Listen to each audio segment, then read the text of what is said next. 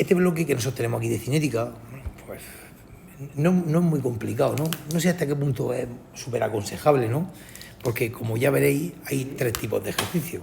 Con lo cual, como tenemos 3 tipos de ejercicios, nos vamos a tener que estudiar 3 ejercicios para que me salga uno. Pero bueno, sí que es verdad que ninguno de los 3 ejercicios son excesivamente difíciles, con lo cual nos merece mucho la pena, pues probablemente a la gente este bloque se lo mira, ¿no? No es excesivamente satisfactorio, porque, bueno, por ejemplo, a mí me gusta mucho R2, ajustar reacciones, porque sabes que te estudias ese ejercicio y te sale ese. Aquí en pilas, en cinética, por desgracia, no es así.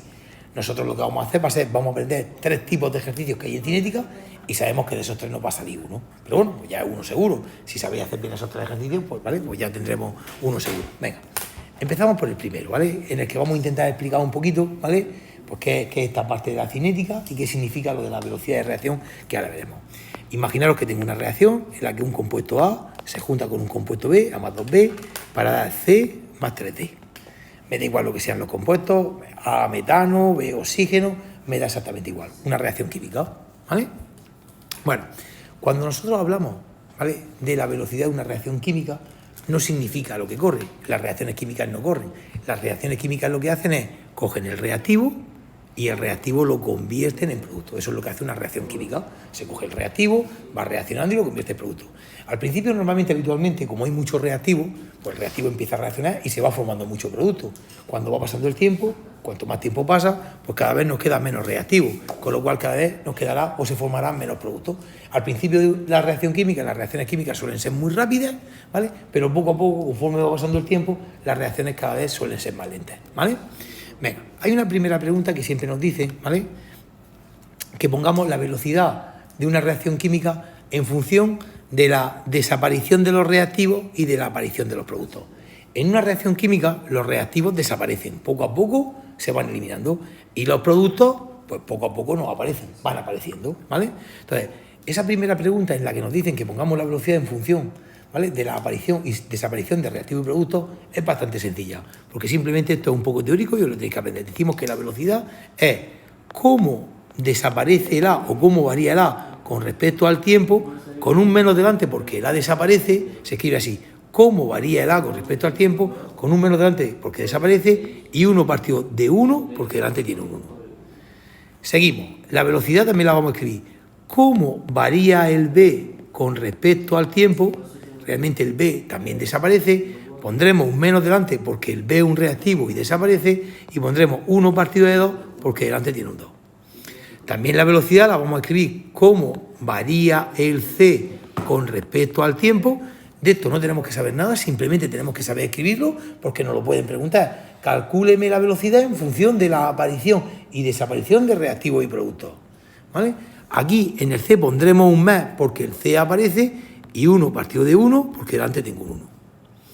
Y por último, la velocidad la voy a poner: cómo varía el D con respecto al tiempo. Le voy a poner un más delante porque también el D aparece, ¿vale?, no desaparece, y le vamos a poner 1 partido de 3 porque aquí delante tiene un 3, ¿vale? A esto de aquí se le llaman las velocidades de aparición y desaparición de reactivos y productos, ¿vale? Y esto, si nos preguntas, teoría. Pone aquí menos y aquí menos. Sí. ¿Qué es lo que me ocurre con el A? El A, ¿qué ocurre? Que desaparece. Cada vez tengo, ¿qué? Menos. ¿Y qué ocurre con el B? Que desaparece. Cada vez tengo, ¿qué? Menos. ¿Qué es lo que aparece o qué pasa con el C? Que no aparece, cada vez tengo más. Por eso aquí le ponemos un ¿qué? Un más. Y el D también no aparece. Por eso aquí ponemos delante también un más. ¿De acuerdo? De esto no hay que saber nada. Simplemente, si nos lo preguntan, esto es teoría. Pero esto es una pregunta muy típica que nos suelen hacer. Así que hay que saberlo, ¿vale? Mira, dice todo el mundo que lo más importante que nosotros tenemos aquí es lo que se conoce como la velocidad de reacción. La velocidad de esa reacción depende de 2 cosas que son muy, muy importantes. Primero, de una cosa que llamaremos la constante de la reacción. Hay reacciones que tienen constantes muy grandes y son muy rápidas, y hay reacciones que tienen constantes pequeñas y son muy lentas, ¿vale? Y luego, además de la constante, también depende de la cantidad que tengamos de A y de la cantidad que tengamos de B. Si tenemos mucho A y mucho B, pues habrá muchos reactivos para reaccionar y la velocidad será muy grande. Si A y B me queda poquito, pues la velocidad será muy pequeña. Con lo cual, la velocidad siempre dependerá de la constante de la reacción multiplicado por la cantidad de A que tengamos en molaridad elevado a una cosa que llamaremos su orden y multiplicado por la cantidad del reactivo B que tengamos elevado a una cosa que llamaremos su orden, ¿vale? para nosotros alfa va a ser el orden de A, beta va a ser el orden del reactivo B y llamaremos a alfa más beta, ¿vale?, el orden total. Ya veréis que esto va a hacer que algunos ejercicios para nosotros sean muy sencillos, ¿vale? Por ejemplo, imaginaros que nos dicen, ¿vale?, que la velocidad de la reacción depende de una constante de la cantidad de A elevado a 2 y de la cantidad de B elevado, por ejemplo, a 1. ¿Eso qué significa? Que el orden de reacción del A es 2, que el orden de reacción del B sería 1 y que el orden total sería 2 más 1, 3. ¿Vale? Es decir, puede ser que nos den una fórmula de la velocidad, como a él le guste o como a la coordinadora le guste ponerlo, y que nos pida simplemente que digamos cuáles son los órdenes. Los órdenes son simplemente los exponentes que tenemos, ¿vale? O también me podrían plantear, ¿vale?, una ecuación como esta, ¿vale? Me dan esto así, A más B, que da C, por ejemplo, más 2D, y me dice que la reacción tiene orden 1 en A y tiene orden 2 en B, y me pueden pedir que, ¿vale?, le escriba la fórmula de la velocidad. La velocidad sería la constante por la cantidad de A que tenemos elevado a su orden. Me han dicho que el orden de A es 1, o sea, elevado a 1, y la cantidad de B que tengamos elevado a su orden.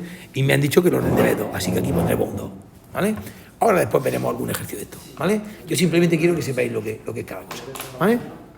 Bueno, una vez que nosotros tenemos esto de aquí, ¿vale?, vamos a ver también en qué se miden las diferentes cosas que aparecen. Mirad, siempre la velocidad se mide en molar partido de segundo, siempre, siempre, siempre. Y siempre, cualquier concentración que a nosotros nos pongan, la concentración de A o la concentración de B, se mide siempre en molar. Lo que no sabemos bien en lo que se mide es la constante. Eso es lo que no sabemos bien. Entonces, necesitaremos seguramente intentar calcular, porque es lo que nos van a preguntar, en qué se mide la constante.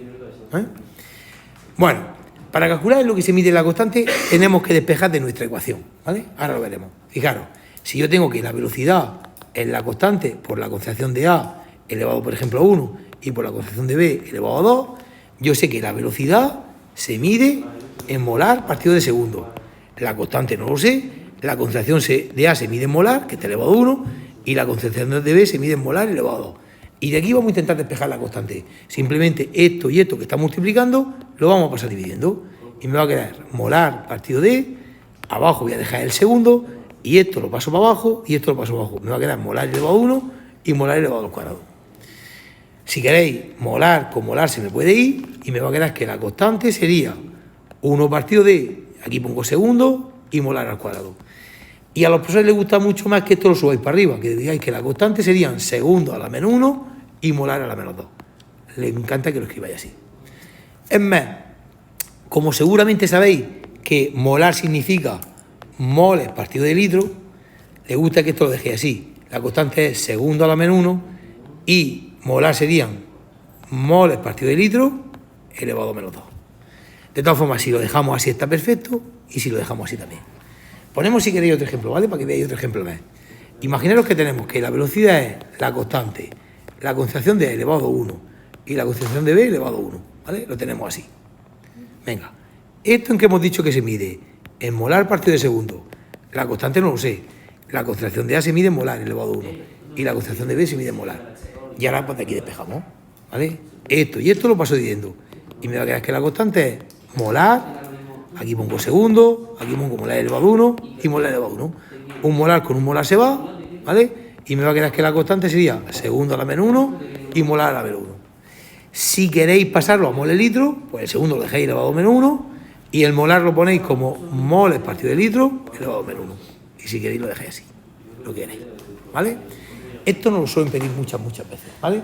Que es una de las cosas típicas, ¿vale?, que nos suelen pedir en estos primeros ejercicios.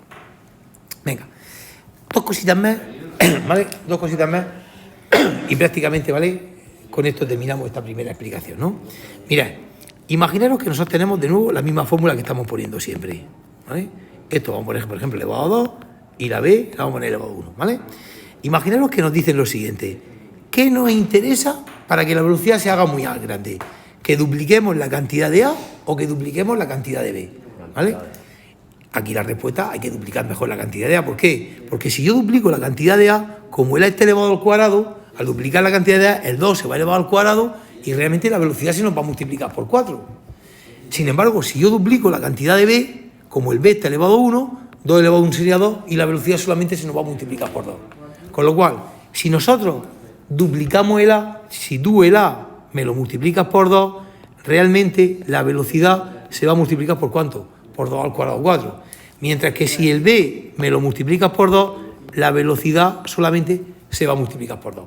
No hace falta hacer matemáticamente nada, sí que hay que comentarlo. Es decir, si nosotros queremos que aumente mucho la velocidad, es mejor duplicar el A, ¿vale?, que duplicar el B, ¿vale? Eso habría que comentarlo. Y por último, lo último que quiero comentar, ¿vale?, ya sí que planteamos, vamos a coger algún ejercicio en esta, ¿vale?, en esta última parte, ¿vale? La constante es muy importante porque la constante, evidentemente, a mayor constante sabemos que nuestra reacción va a ser muchísimo más rápida, ¿no? Entonces, según Arrhenius, ¿vale?, que fue un químico muy famoso, la constante realmente dependía de dos cosas que eran fundamentales. Aquí ponía una A, que no hay que hacerle mucho caso, y aquí ponía elevado a menos la energía de activación partido de R y la temperatura. Es decir, para él, ¿vale?, para este hombre, para Arrhenius, que dio esta fórmula, la constante, ¿vale?, de la velocidad dependía de dos cosas. Una de la energía de activación y otra de la temperatura. No hemos hablado mucho de la energía de activación.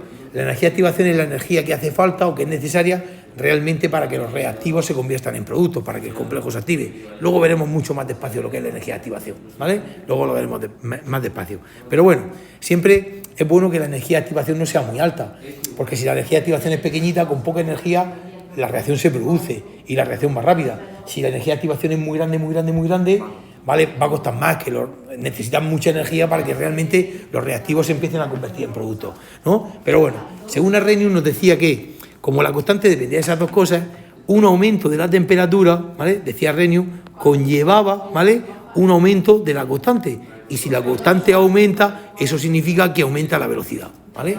Eso es lo primero que nos decía Arrhenius. Con lo cual, los aumentos de la temperatura son muy buenos si queremos que la velocidad sea más rápida. Y por último, un aumento de la energía de activación era malo, porque si la energía de activación aumentaba mucho, era más difícil que la reacción funcionase, con lo cual conllevaba una caída de la constante, o lo que es lo mismo, una caída de la velocidad, ¿vale? Entonces, según Arrhenius, ¿vale?, nos tenemos que quedar con esto. No es malo que pongamos esa fórmula, la fórmula de Arrhenius, si en algún ejercicio nos preguntan ¿qué ocurriría con la constante o con la velocidad si aumentamos la temperatura? ¿Vale? Pues habría que escribirle la ecuación y decir, según Arrhenius, una subida de temperatura conlleva, según esta fórmula química, una subida de la constante y por lo tanto una subida de velocidad, ¿vale? Y lo mismo con la energía de activación, ¿vale? Hay dos cosas que influyen muchísimo en esto. Bueno, luego veremos otras cosas que se llaman catalizadores, pero los veremos en las siguientes explicaciones. Este será el primer ejercicio tipo que a nosotros nos pueden preguntar.